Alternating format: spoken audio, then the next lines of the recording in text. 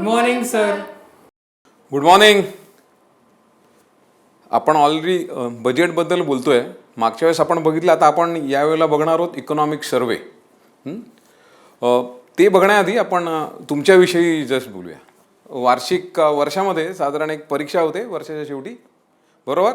म्हणजे तुम्ही काय अभ्यासक्रम केला, म्हणजे काय काय शिकलात किंवा काय काय तुम्ही शिकून ते इम्प्लिमेंट केलं, त्याचा आपण परीक्षा घेतो आणि त्याचा अहवाल म्हणजे तुम्ही पेपर देता आणि पेपर तपासल्यानंतर तुम्हाला किती मार्क मिळालेत, म्हणजे तुम्हाला किती समजले आहे ते त्याच्यातनं आपल्याला कळतं, बरोबर? तुम्ही पास नापास बऱ्याच गोष्टी त्याच्यात असतात.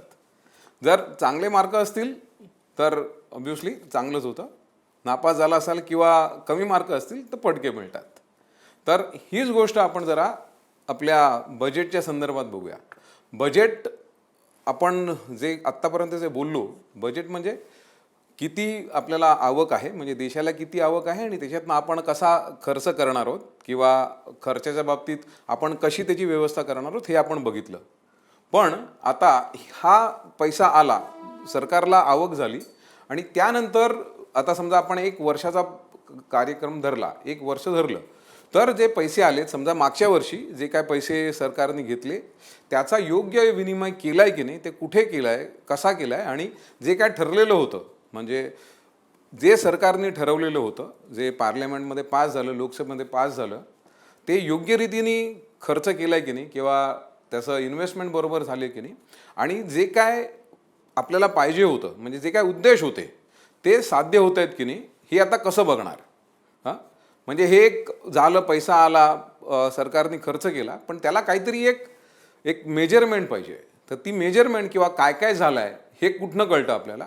तर त्यासाठी त्याचं नाव आहे आर्थिक सर्वेक्षण किंवा आर्थिक पाहणी अहवाल, ज्याला आपण इकॉनॉमिक सर्वे म्हणतो.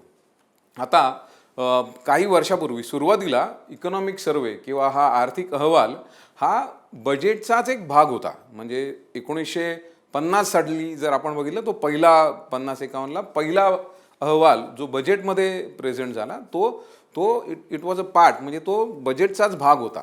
पण कालांतराने म्हणजे जवळजवळ एक 10-12-15 वर्षांनी असं ठरलं गेलं की हा बजेटमधनं बाहेर काढूया आणि तो आपण एक वेगळ्या दृष्टीने प्रेझेंट करूया. म्हणून तो जवळजवळ 1964 साली हा सेपरेट झाला, बजेटपासून बाजूला झाला, आणि तो बजेटच्या आदल्या दिवशी, म्हणजे जर 1 तारखेला बजेट असेल तर त्याच्या आदल्या दिवशी हा पार्लमेंटमध्ये म्हणजे प्रेझेंट केला जातो. आणि हा म्हणजे कोण हे करतं, तर चीफ इकॉनॉमिस्ट जे भारताचे आहेत, म्हणजे ते सगळ्यात मोठे आर्थिक सल्लागार आहेत, त्यांच्या मार्गदर्शनाखाली हा अहवाल सादर होतो.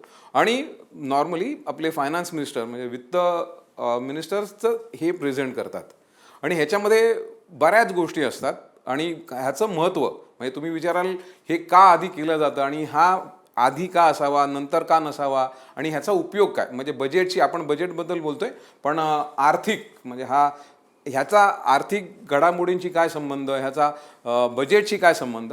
तर जसं आत्ता तुम्हाला मी म्हटलं, तुम्ही जे काय शिकलात त्याचं आपण मोजमाप करतो वर्षाच्या शेवटी. त्याचप्रमाणे सरकारने मागच्या वर्षी जे काय ठरवलं ते कितपत योग्य आहे आणि ह्याच्याही पुढे म्हणजे आता हे पुढचं जे वर्ष आहे त्याच्यामध्ये जे जे काय बजेटमध्ये ठरणार आहे ते कुठल्या दृष्टीने जायला हवं. आता मागच्या वेळेस आपण बघितलं की हा एक वर्षाचं बजेट, हे 1 वर्षाचं जरी असलं तरी ते 1 वर्षासाठी सीमित नाही आहे, एक दिशा असते.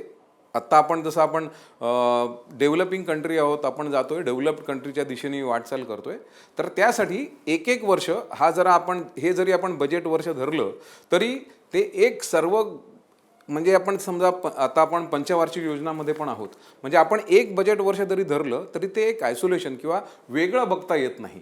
ते मोठा जो आपला कार्यक्रम आहे किंवा पंचवार्षिक योजना किंवा मोठा जो कार्यक्रम आहे त्याच्यातलाच एक भाग म्हणून धरलं जातो.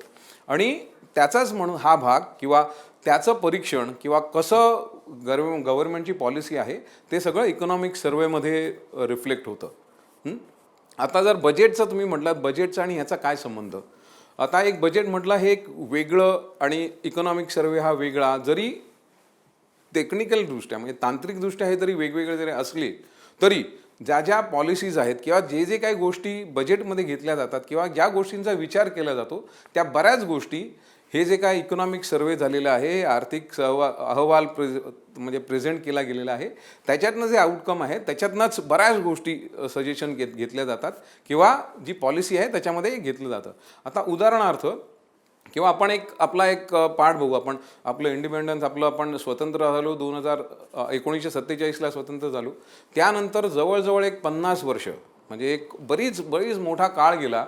सर्व म्हणजे जे काय सरकार आलं ते सुरुवातीला म्हणजे आपण म्हणतो सोव्हिएत इकॉनॉमिस्ट, म्हणजे कुठलीही आपली म्हणजे आपल्या आर्थिक अहवालामध्ये किंवा आर्थिक ज्या योजना होत्या त्या कोणावरती अवलंबून होत्या किंवा कुठल्या बेसिसवरती होत्या, तसं सोव्हिएत म्हणजे आपण रशिया, त्यांची जी इकॉनॉमी होती म्हणजे लायसन्स राज, म्हणजे खूप कंट्रोल होता गव्हर्नमेंटचा आणि त्याच्याप्रमाणे सर्व होत होतं.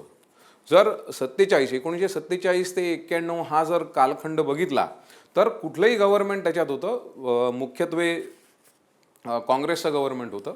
पण एक वर्षानंतर वर्ष आपण तीच पद्धत घेतली होती, तीच पद्धत चालू केली होती. जर 1991 साली जर आपण बघितलं तर तो आपण क्रायसिस म्हणजे खूप एक मोठा काळा धब्बा, म्हणजे जगाच्याच इकॉनॉमिक सिस्टीममध्ये प्रॉब्लेम्स होते. पण जर भारताचं आपण घेतलं तर त्यावेळेला म्हणजे आपली फॉरेन एक्सचेंज रिझर्व्स म्हणजे एक 15 दिवस पण आपल्याला पुरे पडणार नाही अशी स्थिती होती. तर त्यामुळे आपल्याला म्हणजे कर्ज घेणं गरजेचं होतं आणि आपण अक्षरशः सगळीकडे बघत होतो की कुठनं आपल्याला कर्ज मिळेल की हा जो डिफिसिट आहे ते आपण भरून काढू. पण तेव्हा असा प्रश्न होता, कोणी आपली क्रेडिबिलिटी म्हणजे कोण आपल्याला ऋण देईल त्यांच्याकडे पण आपली क्रेडिबिलिटी खूप कमी झालेली होती. म्हणजे अशी स्थिती होती की आपण आपलं सोनं गहाण ठेवून म्हणजे इंडियन वर्ल्ड बँक आहे किंवा इंटरनॅशनल मॉनिटरी फंड आहे ह्यांच्याकडे आपण अक्षरशः तगादा लावलेला होता की आपल्याला ऋण कसं मिळेल आणि जो आपला क्रायसिस आहे, फायनान्शियल क्रायसिस आहे, तो कसं आपल्याला भरून काढू शकू. तर त्यावेळेला आपलं बरेचसं लोन म्हणजे आपल्याला तारण ठेवायला लागलेलं आपलं सोनं आणि तेव्हा आपल्याला ते लोन मिळालेलं. म्हणून 1991 हा एक आपला टर्निंग पॉईंट म्हणता येईल. आणि त्यानंतर म्हणजे जे काय तिथे प्री कंडिशन्स होत्या, म्हणजे त्या लोन देण्यामागे प्री कंडिशन्स होत्या, त्यामागे बऱ्याचपैकी एक होती की आपली जी इकॉनॉमी आहे ती थोडी ओपन करावी सगळ्या देशांसाठी किंवा इन्व्हॉल्वमेंटसाठी. आणि ती त्यावेळेपासनं ते चालू झालं. त्याच्यामुळे आपण जेव्हा इकॉनॉमिकबद्दल बोलतो, भारतीय अर्थव्यवस्थेबद्दल बोलतो तेव्हा 47 पासनं 91 पर्यंत आणि 91 नंतर पुढचा भाग. त्याच्यामुळे आणि आत्ता आपण जो आहोत म्हणजे 91 मध्ये आपण जी ग्लोबल पॉलिसी जे घेतली, तर हे सगळं त्यानंतर त्याचे परिणाम म्हणजे आपण आत्ता सध्या जर बघितलं तर आपण फास्टेस्ट डेव्हलपिंग कंट्री आहोत आणि जगसुद्धा आपल्याकडे वेगळ्या दृष्टीने बघताय. आणि त्याच्यातलं जर मुख्यत्वे बघायला झालं तर आपल्यासारख्या बऱ्याच डेव्हलपिंग कंट्रीज आहेत. पण त्याच्यामध्ये जो आपला दर आहे म्हणजे आपण ज्या पद्धतीने आपली इकॉनॉमी वाढते सगळ्यात फास्टेस्ट आपला भारत आहे. तर ह्याच्यामुळे जागतिक इकॉनॉमीमध्ये आपल्याला एक वेगळं स्थान आहे. आणि ह्या सगळ्या ज्या पॉलिसीज आहेत आपण ठरवतो की आपण कुठल्या दिशेने जाणार आहोत, त्या सगळ्या पॉलिसीज नॉर्मली आपण पंचवार्षिक योजनांमध्ये आणलेल्या आहेत. आणि त्याचा एक ब्रेकअप म्हटला तर आपण त्या कशा इम्प्लिमेंट करायच्या किंवा तो शॉर्ट टर्म प्लॅन जो म्हणतो किंवा छोटं एक वर्षाचं आपण ते बजेटमध्ये उतरवत जातो. आणि त्यासाठी बऱ्याच गोष्टी असतील म्हणजे समजा आता आपण बघायला गेलं तर आपली जी संस्था, आपली जी आर्थिक स्थिती आहे किंवा आपण कृषीप्रधान देश म्हणतो, तर आपल्या पॉलिसीजमध्ये आपण शेतीला प्राधान्य देणं अतिशय गरजेचं आहे. जर बघायला गेलं तर थोडा विरोधाभास आहे या बाबतीत. आपलं जवळजवळ 50% लोकसंख्या ही शेती आणि शेती निगडीत जे काय व्यवसाय आहेत त्याच्यावरती अवलंबून आहे. पण जर आपण GDP मधला त्याचं कॉन्ट्रीब्युशन बघितलं म्हणजे शेती आणि त्या रिलेटेड जे काय कॉन्ट्रीब्युशन आहे ते खूप जवळ 15-16% एवढंच आहे. तर हा जो प्रश्न आहे की ज्याच्यामध्ये जास्त माणसं म्हणजे लोकसंख्या जास्त आहे त्या विभागाकडनं तेवढं उत्पन्न भारताला मिळत नाही. तर हे आता जे समीकरण आहे ते कुठे बदलायचं किंवा कुठनं आपल्याला कळू शकतं हे सगळं आर्थिक सर्वेक्षण केलं जातं, इकॉनॉमिक सर्वे आहे, त्याच्यातनं कळतं की कुठला सेक्टर किती आपल्याला कॉन्ट्रीब्युशन देतोय, भारताच्या उत्पन्नाला किती सहभाग देतोय. जसं आत्ता सर्व्हिस सेक्टर खूप मोठ्या प्रमाणात आपल्याला कॉन्ट्रीब्युशन करतोय GDPला. पण तिथे जी माणसं म्हणजे ती संख्या जर बघितली तर ती एम्प्लॉयमेंट संख्या खूप कमी आहे. तर हा जो प्रश्न आहे ना, हे सगळे आपल्याला इकॉनॉमिक सर्वेमध्ये कळतात. दुसरं, आता जर त्याचबरोबर जे आता आपले आकडे येत आहेत, तुम्हाला ते इन्कम टॅक्स भरतात, म्हणजे आपण इन्कम टॅक्स नेट म्हणतो. कल्पना आहे किती टक्के भारतातली संख्या आपल्याला इन्कम टॅक्स भरते? एवढा डोलारा जो आहे, जो इन्कम टॅक्स खूप महत्त्वाचा भाग आहे. आता GST पण त्याच्यापेक्षा इम्पॉर्टंट झाला आहे. पण ते वगळता काही कल्पना आहे किती पर्सेंटेज माणसं टॅक्स भरतात? आश्चर्य वाटेल, फक्त 2 ते 3%. ते सुद्धा हे आता आपण जे डिमॉनिटायझेशन झालं तर त्यानंतर जो आकडा वाढला तो काही दशलक्षांनी वाढला, म्हणून थोडं पर्सेंटेज वाढलं.